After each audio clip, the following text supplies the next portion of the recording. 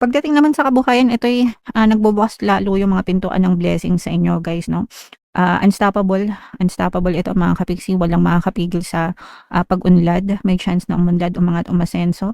May chance din na ma-promote yung iba sa inyo guys 'no, parang or it's either ma-promote kayo guys or makakahanap kayo ng ibang pagkakakitaan na mas malaki, mas maganda yung benefit, mas, promising, mas may chance na umunlad at umasenso kayo compared sa current na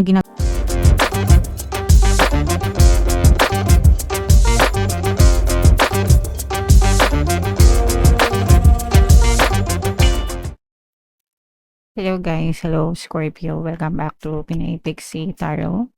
Ang pamagat ng episode natin for tonight is full moon kapalaran guys, para ngayong May, para sa Scorpio, Sun, Moon, Rising Sign, and Venus. Dalawa yung full moon natin guys ngayong May, isa ngayong May 1, tapos yung isa naman ay sa May 31. So, ang reading na to ay para sa period na yan mga kapiksi.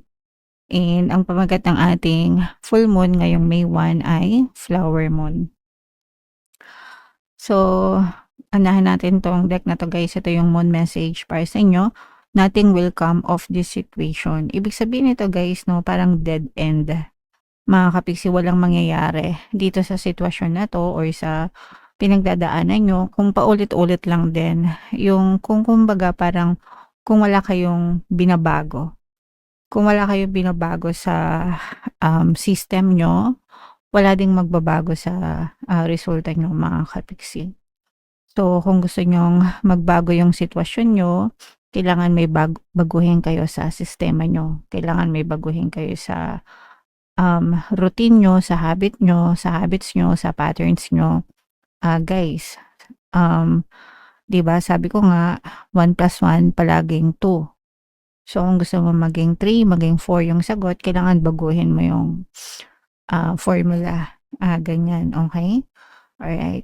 I trust in my highest good, no? So, pagtiwalaan nyo yung sarili nyo. Guys, always remember, you can be, do, and have anything that you want in your physical reality. Kahit ano guys, pwedeng-pwede nyong makamtan or makamit sa buhay nyo. Basta maging consistent lang kayo, guys, okay? Something better may be around the corner, okay? So, ibig sabihin, something better. Merong mga magaganda na paparating sa inyo, guys, no? Minsan, nandyan lang yan sa paligid natin. Hindi lang natin masyadong napapansin or hindi lang natin masyadong nabibigyan ng atensyon, guys.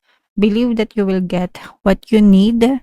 You will get everything that you need, that you want, as long as ginusto nyo, as long as nag-focus kayo, mga kapiksi, and as long as nag-persist kayo sa pag-abot ng mga bagay na gusto nyo. Kakasabi ko lang guys, you can be, do, and have anything that you want, no? Pwedeng-pwede yan mga kapiksi.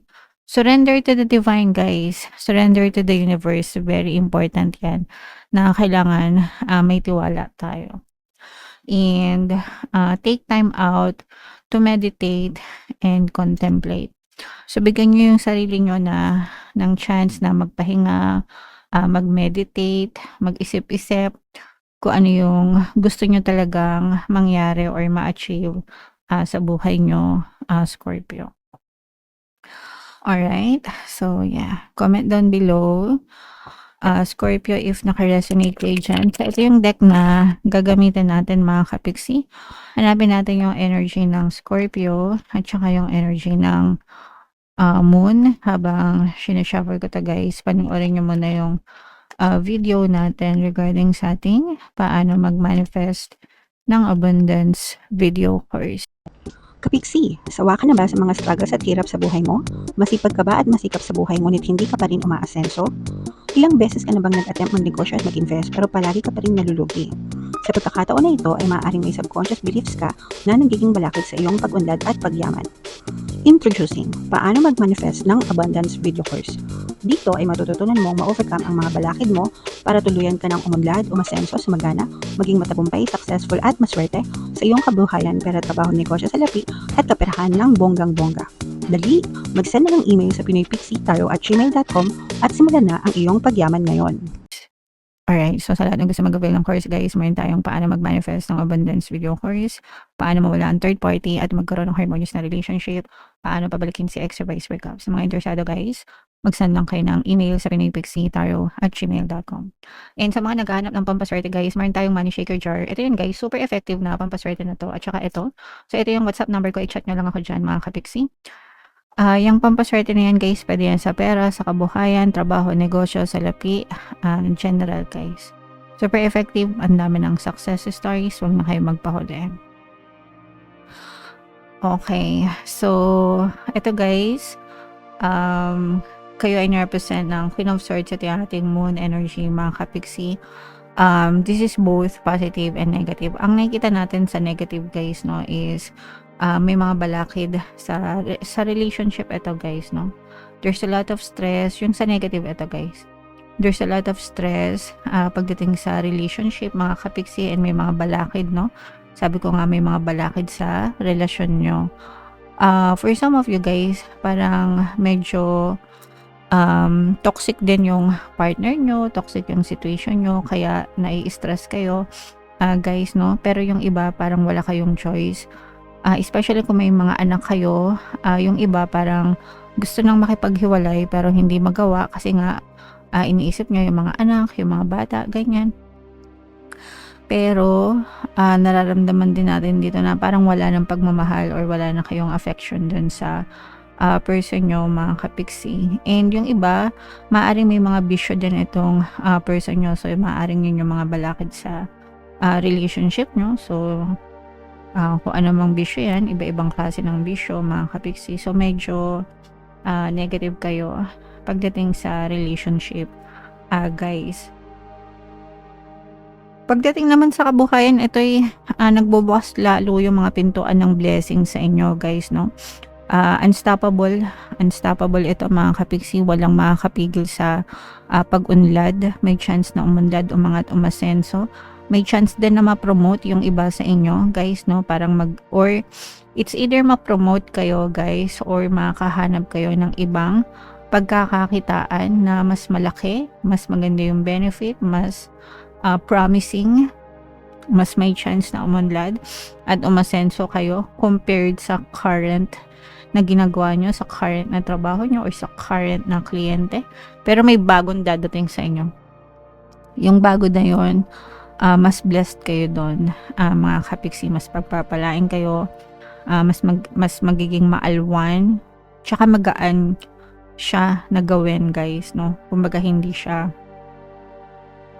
mabigat sa kalooban nyo kasi 'di ba merong ibang minsan na nagtatrabaho nga tayo pero hindi naman natin gusto yung trabaho natin. It's either ayaw natin yung company or ayaw natin yung mga boss or kasamaan sa trabaho. So ito something new na dadating sa inyo na talagang magaan sa pakiramdam nyo. And sabi ko nga guys no, magdadala ito ng more blessings and more pagpapala Scorpio. So i-mind nyo na yan, mga more blessings na yan, more pagpapala, and walang makakapigil sa pag-angat ng inyong kabuhayan din mga kapixie. Merong presence dito ng water sign, Cancer, Pisces, Scorpio. For some of you naman guys, maaaring may dumating na bagong love and romantic relationship no. Ito magre-resonate ito sa mga single. Yung next na dadating sa inyo guys, that will be your karmic connection, karmic na relationship guys. So medyo malakas yung hatak nito sa inyo, but there will also be problems. Ganun kasi yung karmic relationship guys, maraming problema pag karmic kasi maraming issues na sinisettle yan sa kanilang past relationship. So may dadating sa inyo, it's a karmic connection, pero at least may dadating na bagong love life guys, okay? And yeah, so tuloy-tuloy naman, nakikita naman natin dito na magiging tuloy-tuloy yung pasok ng pera sa inyo, mga kapiksi, kumbaga as is lang siya. Kung meron na kayong mga source of income ngayon, tuloy-tuloy pa rin naman yan, mga kapiksi. Okay? So, ang maganda dito guys, yung negative dito is yung sa relationship nga, no? Yung mga balakid sa relasyon, stress sa relasyon.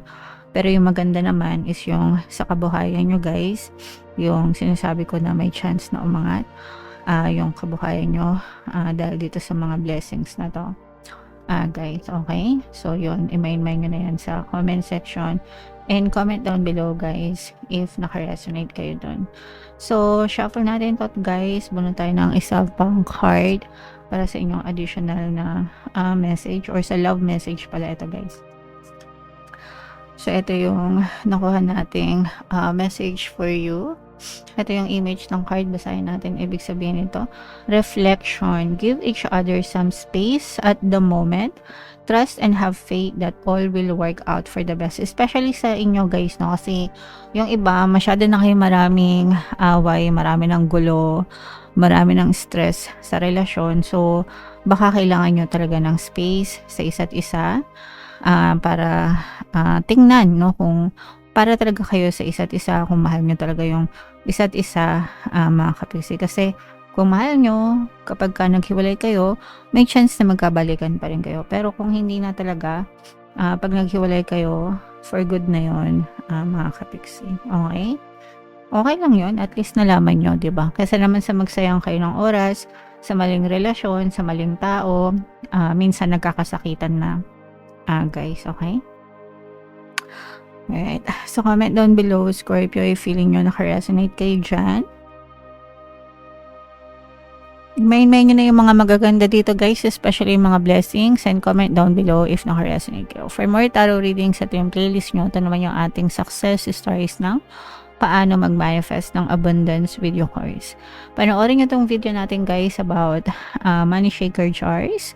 Thank you for liking, sharing, and subscribing. See you next time, guys. I love you all. Have a nice day. Bye-bye.